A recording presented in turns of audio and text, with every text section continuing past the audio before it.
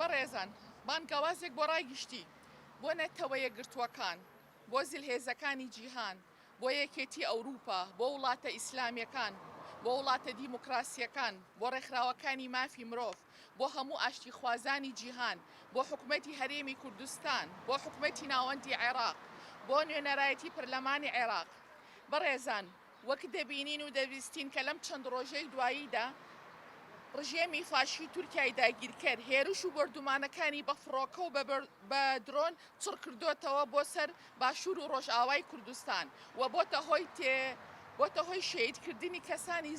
سڤیل و شێواندنی سروشت و ژینگەی ناوچەکە و وێرانکردن و چۆڵکردنی گوند و شارۆچکەکان تێکدانی ئاسایش و دروستکردنی دڵەڕاوکێ لای هاوڵاتیان و دانیشتوانی ناوچەکە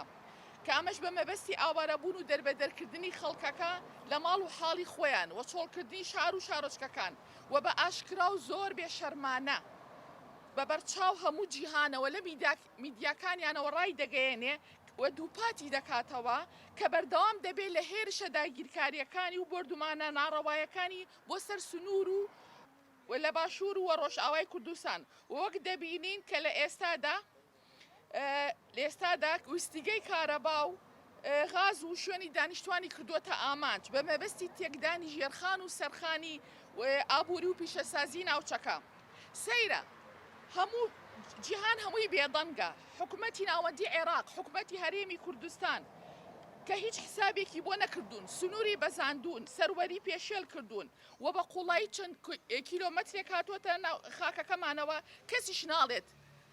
بەری چاوت کلیپەوەیە بۆیە ئێمە وەک دایکانی ئاشتی لە چکسپی هەموو ئەو هێرش و دەست درێژیانە ڕەت دەکەینەوە ئیدانەی دەکەین و ئەنجامدەران و هاوکارەکانیان شەرمەزار دەکەین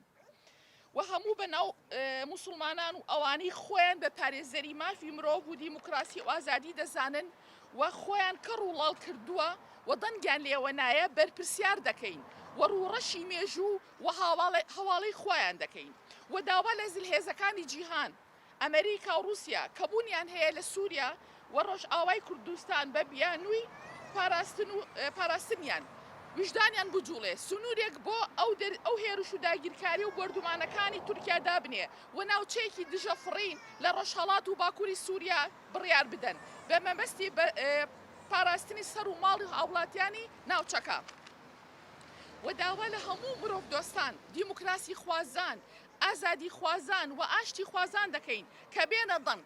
و چیتر بێدەنگ نەبن بەرامبەر ئەو هەموو تاوان و بەکارهێنانی چەکی کیمیایی قەدەغەکراو و هێرش و بردومانە ناڕەوایەکانی و تاوانی دژ بە مرۆڤایەتی کە ئەنجام دەدرێت بەرامبەر کەسانی سڤیل و بێدەسڵاتی ناوچەکە لە چواری ئەم مانگەوە هەتاوە کۆم ساتە هێرشەکانی بەردەوامە لەسەر باکوور و ڕۆژهەڵاتی سووریا و لەو هێرشانەشدا ئەو شوێنانەی کردوتە ئامانج کە ژێرخانی مرۆیین و ڕاستەخۆ پەیوەندیان بە ژیانی ڕۆژانەی خەڵکەوە هەیە و چەندەها کەس شەهید و بریندار بوون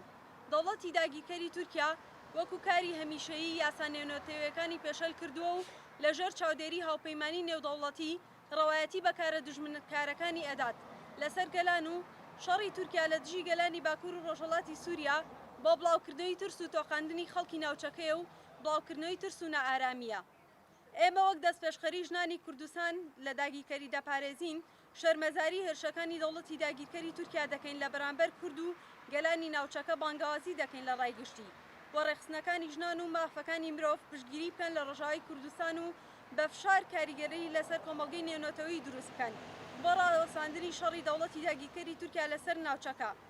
دەستپێشخەری ژنان لە باشووری کوردستان لە داگیرکەری دەپارێزن 7 دەی 2023